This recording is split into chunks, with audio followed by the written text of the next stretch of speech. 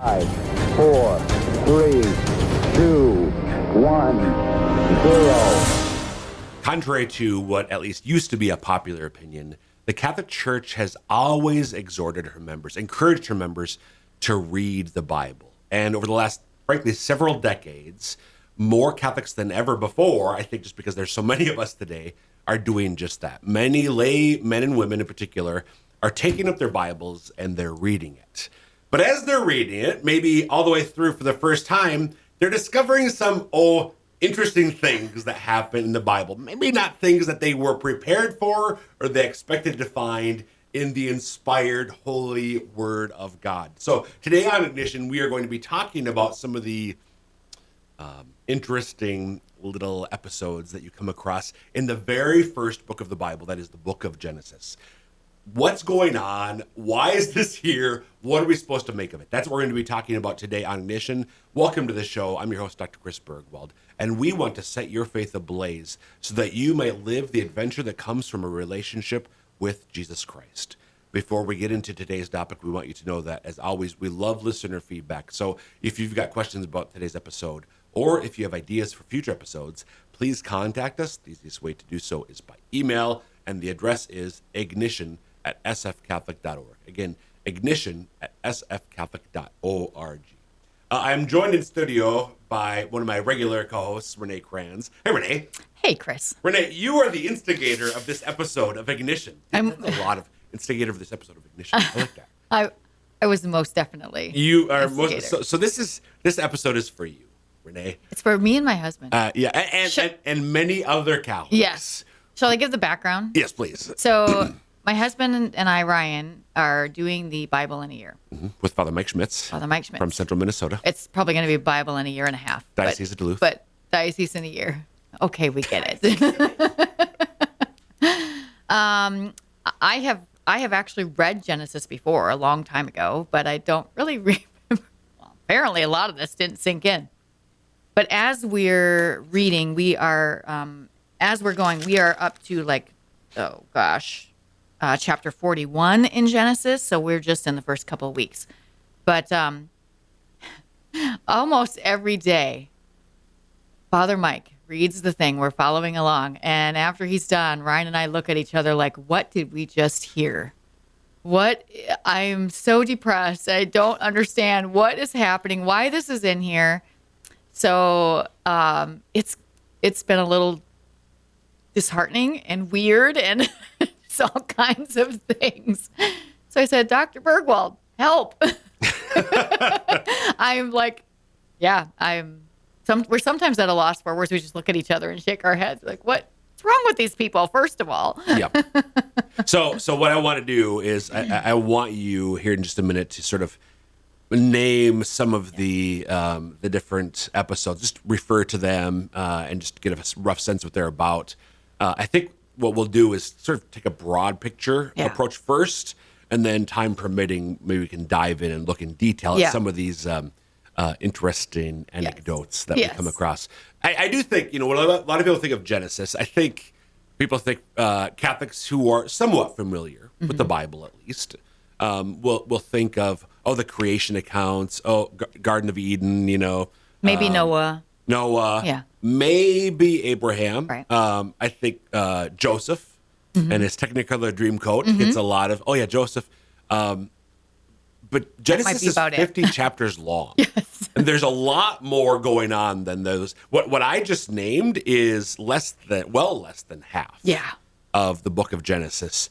So when you actually are reading it, and I think part of it too, the reason why you're sort of discovering this is my recollection is with the way that Father Mike Schmitz does Bible in a year. I mean, it's not like you read all of Genesis in the first week. No, you're doing like 2 chapters at a time. 2 chapters. So kind of taking your time. Every day you're only reading 2 chapters. Yeah. So that gives you more time to hear and or read along. Like, oh. Yeah, and then you're like, you're sitting there kind of simmering on that. And you're like, I'm so confused. So what are some of the things that have disheartened and weirded you out, to use 2 of your terms? Okay, so there are definitely some. So first of all, one of the things, and we can talk about this or not, but one of the things that almost right away kind of makes you think, what in the world is the ages of some of the people? Okay. I mean, how can they be 400 or 200 or whatever years old? And you're like, God can do whatever he wants, but it seems impossible. Okay. Ages? Pages? Ages. Oh, yes, ages. So one of the ones that there's 3 that stand out to me. Chapter 15, Okay. which is where Abraham, that chapter is titled God's Covenant with Abram. Yep. So this is where he asks Abram to bring me a heifer 3 years old, a she-goat 3 years old, a ram 3 years old, a turtle dove, and a young pigeon. And he cuts them in 2, lays each half against the other, but he basically cuts them in 2 and then like walks in between the parts, and there's all kinds of strangeness That's one of my favorite going on in the Bible. Not because it's full of strangeness. Right. There's just you need some context with that. Yep. For sure. So there's that one. There is chapter 19, verse 30 and forward. Yeah. Now remember, this is a family-friendly show, Yes, Renae. So I know. Let's speak in we'll speak in broad biblical terms. language. Well, I can speak in biblical language, I think, okay. right? Yeah. So this is where Lot falls asleep, and his 2 daughters, they want to make sure that his line does not end. Yes. Let's put it that way. Yes. Great. So they go in and while he's sleeping. And we're just like completely dumbfounded by why this is done, why it's in the Bible. It seems really horrendous, to be honest. Yep. And Okay. not my favorite one. Yep. And then there is chapter 38, which is about Judah and Tamar. Tamar is actually his daughter-in-law, married 2 of his sons. They both died. The third was too young. To make a long story short, Tamar decides to dress as a harlot, it says in the Bible, at least in this translation, and trick Judah into giving her children. Yep. Again, both of them bad. But yet at the end, he says, she is more righteous than I. And I was like, I'm not thinking that's true. So we have not discovered any good people or even like seemingly good people following God up until we finally hit Joseph and we're like, oh, hallelujah, here's a good guy. Nobody up until Joseph. Not nobody, but nobody real obviously. Nobody. Joseph is far more like instantly, immediately good and following God's law. Okay. I think Noah was pretty good too, but I feel like there was something with him. I can't remember. one of the figures in Genesis is held up by the New Testament in the first Eucharistic prayer and the Catechism of the Catholic Church as our Father in faith. Well, that's Abraham. That would seem. I don't know. There's a lot of. He does a lot of stupid and bad things. Yep. And honestly, there doesn't seem to be a lot of good things in there from him. Great. I mean, I'm just being honest. I know you are, which is why when you came to me, and I think you proposed this as a topic of recognition. I did. I was really glad not only to hopefully be able to help you, but then to discuss it because you are most certainly not alone. You know, I mean, so as you and I are recording, it's February 1st. Folks are hearing this a little bit later into February, right after Ash Wednesday, I think, actually. But, you know, a lot of people at the beginning of the year, I mean, Bible in the Year starts January 1st. Right. A lot of people for years, a lot of Christians have made reading the Bible a New Year's resolution. Mm-hmm. So you plug along. Now, the joke is, normally people are fine until they get to like March or April when they get into Leviticus. Right. Or Deuteronomy and stuff, it gets bogged down with numbers and what the heck is going on. But your experience, like, I'm not making already. it out January. Which, again, when you're actually paying attention, like all those other people, no. I mean, when you're thinking, like, what is going on here? Yeah. This is a real experience. This is why a lot of people were like, okay, I'm just going to keep going to Mass and let Father explain to me what the heck is going on. Because I have no idea. Maybe next year. Well, maybe next Or year. they might say, there's a lot of bad things and violence in the Bible. It must not be good. Yeah, exactly. So a couple of things to get started. Again, big picture. Yeah. And then hopefully we'll get to at least a couple of these. We can talk specifics about a couple of these things. So first thing is how, not just we as Catholics, many other Christians do the same thing, but speaking for ourselves, how we approach the Bible. Yeah. How to read the Bible, right? So the Catholic Church teaches explicitly the Bible is the inspired word of God. Right. Everything that's in here is there on purpose, not just by the human authors, but by God as well. He inspired those human authors, whoever the many of them throughout history, to write these words. Okay. So, and God can neither be deceived nor be deceived. So everything that's written is true. However, we have to, in order to understand the truth of what's found in Scripture, we have to properly interpret it. Right. Some classic examples. If Elise was going to go on stage to perform a musical number, as she does regularly in the diocesan offices, here's our life. So we might say to her, if she go on stage especially for like a play, what would you say to Elise if you're gonna wish her luck? She's gonna I would say break a leg. break a leg. Now, 4,000 years from now, when people are Why do they want her to break a leg? This doesn't make it break a leg. So part of this is understanding. You use the word the context, Right? The cultural context and the way that people speak. Right. If you and I are going to enter into an agreement, or when you meet somebody for the first time, what do? You shake their hand. You shake hands. Yeah. Why? Right. Why does me shaking your appendage with my appendage convey, hey, nice to meet you? Right. Or let's do it. Right. I'm in. I Right. agree. What? Spitting.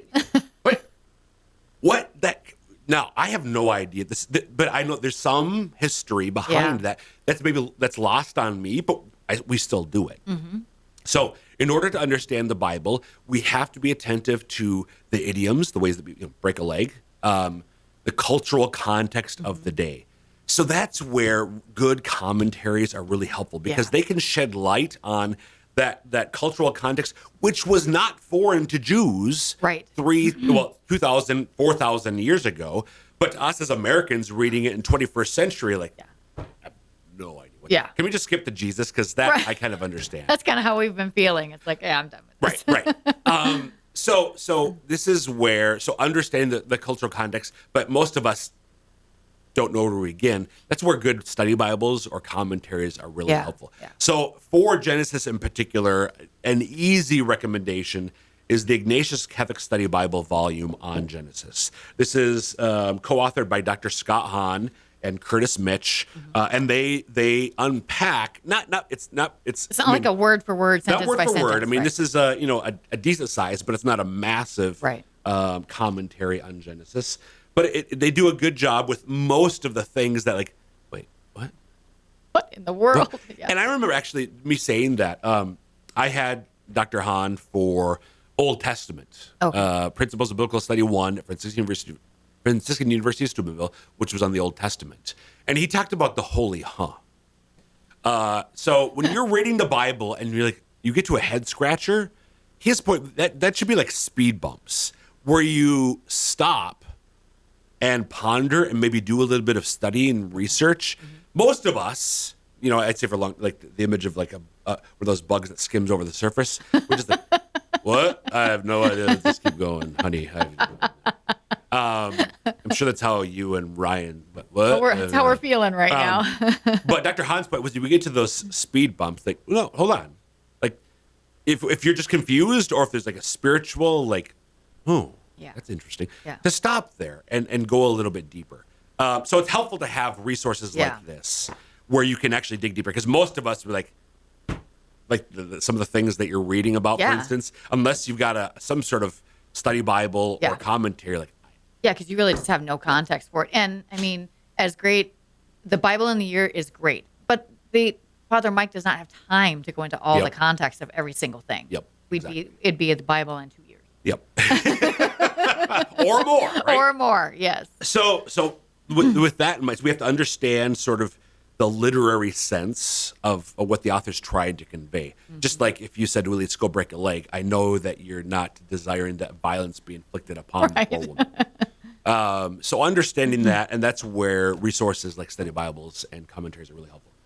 So there's that. Secondly, okay, so having said that, it's still clear that in Genesis, there's a lot of horrific stuff that happens. Yeah. Genesis, if it were portrayed in a movie in a literal way, would be probably rated X. I was going to say like triple X. Yeah, it would be, like, there's a lot of, oh my gosh. Yes. So why is this in here? I think, why is this in here? Yeah. Why do we need to know these So things? this is where I think a lot of us have an assumption about what's in the Bible and why it's in the Bible that actually is partially true.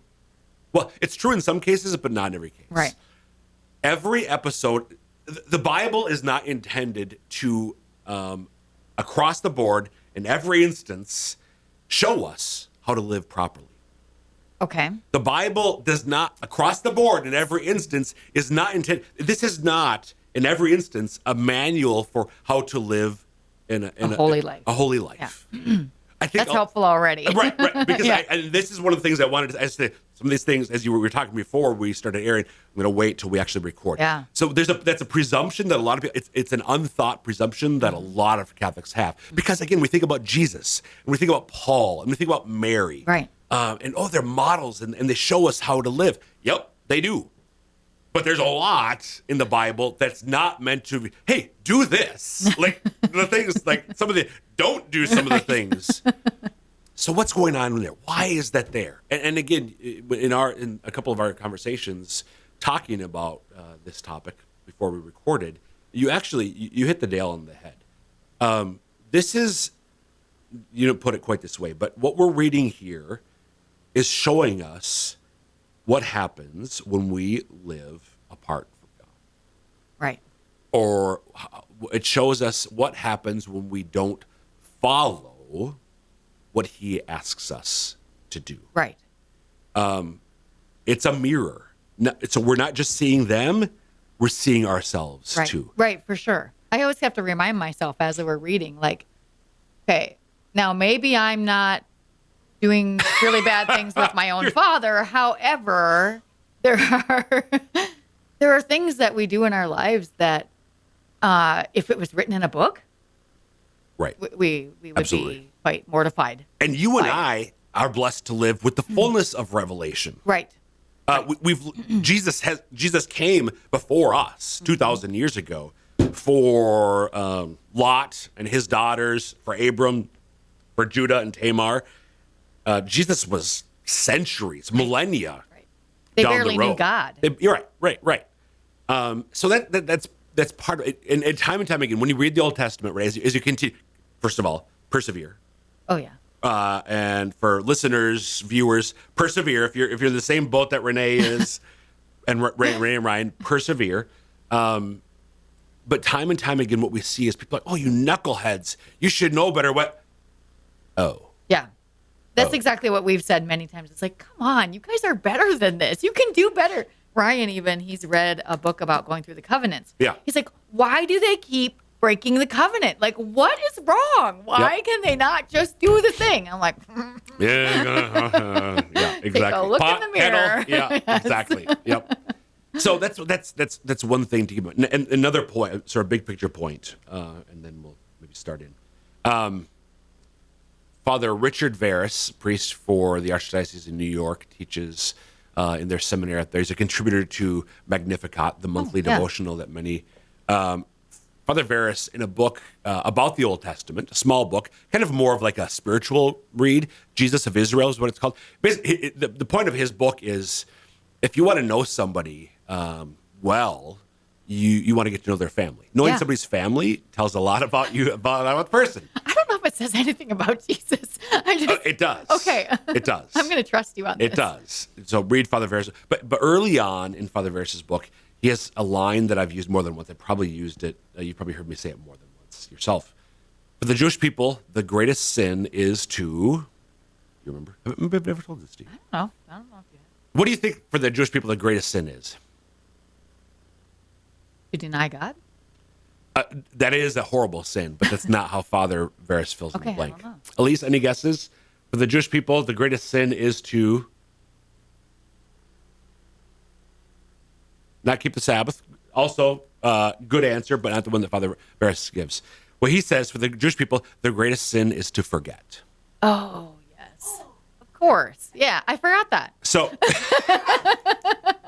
that is so meta. So meta.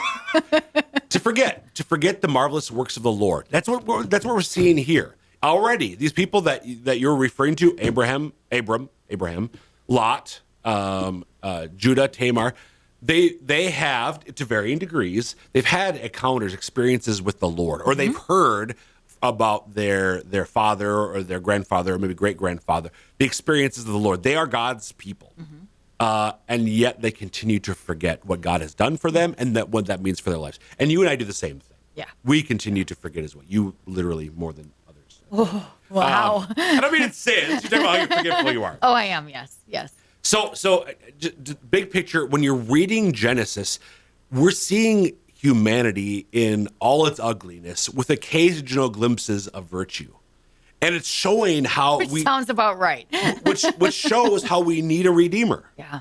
It's painting a picture of humanity. I mean, if it wasn't bad, why did Jesus come? That's true. Because we needed a redeemer. Yeah. Because it was bad. Yeah. Okay. So, again, I would encourage people, because we're not going to get to just all three things that you named, and those are just three of. I could like every one in every chapter, basically. Yep. So again, a specific recommendation would be Dr. Scott Hahn and Curtis Mitch's Ignatius Catholic Study Bible volume on Genesis. But I do want to at least tackle the first one.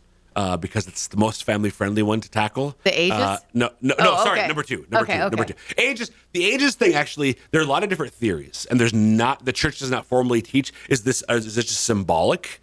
Was it possible that back in the day people lived really long lives? They had weird calendars? Yeah. So there's different theories, and Han and Mitch actually go into those theories in here, so I'll loan this to you. Yeah. But Genesis 15 with this. Oh yes, the animals. So what's going on in this chapter is Abram God has promised that he'll have an heir. Right. God has made this promise to Abram that you will have an heir, and this and okay. Having said that, let's look at this passage. After these things, all these things that happened prior to chapter 15, the word of the Lord came to Abram in a vision. Fear not, Abram, I am your shield. Your reward will be very great. But Abram said, what you give me, for I continue childless, and the heir of my house as Eliezer of Damascus. So Abram's old. Yeah. His wife is old. God has said you'll have an heir. And Abram's like, I got nothing. how's that going to happen? Yeah. And I have no kids. I'm old. My wife is old. And barren. So how is this going to happen? And to the part that you pointed out, I am the Lord who brought you from the Ur of the Chaldeans to give you this land to possess. How am I to know that I shall possess it? And then the passage that you read, where you've got these animals, and Abram brings them, cuts them in two, and laid each half over against the other. And then verse 12. As the sun was going down, a deep sleep fell on Abram, and behold, a dread and great darkness fell upon him. Then the Lord said, know of a surety, so know for sure, that your descendants will be sojourners, blah, blah, blah. People can read this. When the sun had gone down, verse 17, it was dark. Behold, a smoking fire pot and a flaming torch passed between these pieces. Again, what? So Abram brings these different animals, cuts them in half, and then you see a smoking fire pot and a flaming torch pass between the pieces. And after that, on that day, the Lord made a covenant with Abram, saying, and it goes on from there. So what's happening here is an ancient Near East covenant ratification ritual. This whole thing of animals being split. And then, if I were going to make a covenant with you in the ancient Near East, I would do this. I get these animals, we'd split them, And you and I, as the two parties to the covenant, would walk between the carcasses, the split carcasses. Okay. Why? Why do we shake hands? I don't know. But actually, there is a reason. Because what I'm doing by walking through, I am symbolically saying, if I violate the terms of this covenant, may I be split in half, just as these animals are. Okay. So, That's serious stuff. Serious stuff. A covenant is not. It's not some a little agreement like You're not a just going to pinky get swear. sued. You're not just going to get sued. It's You're not going to a get split in contract. half. It's a covenant. Right, which is a family. Yeah. Yep. So it's exactly. It's familiar. You know a little bit about covenants. Yeah. So the interesting. So God is making a covenant with Abram. At this point, he's still Abram. The interesting thing here, Renae, is God, under the appearance of this smoking fire pot and flaming torch, it's God alone who passes through the midst. Right. Abraham doesn't do it. Why not? I don't know. Tell me what you think? What's your impression of Abram from having read Genesis, that part? So far, he's kind of meh. Right. He's not perfect. No. He's going to fail. He's going to violate his side of the. God does not make Abram pass between the midst because Abram is going to violate the terms. He already of knows the he covenant. can't do it. God knows. Yeah, that's Abram what I can't mean. do it. Yeah, he knows. But God does. Yeah. So one of the fundamental points of Genesis, and it's implicit here. Again, we don't know any of this, but it's implicit here. God establishes a covenant with certain individuals, and through them, a people. Right. And God remains faithful to the covenant. Even though, as you've seen repeatedly already in the first book of the Bible, even though the people will not be faithful to the terms of the covenant, God is. Yeah. And the Jews would have understood all of that. They would have understood all that.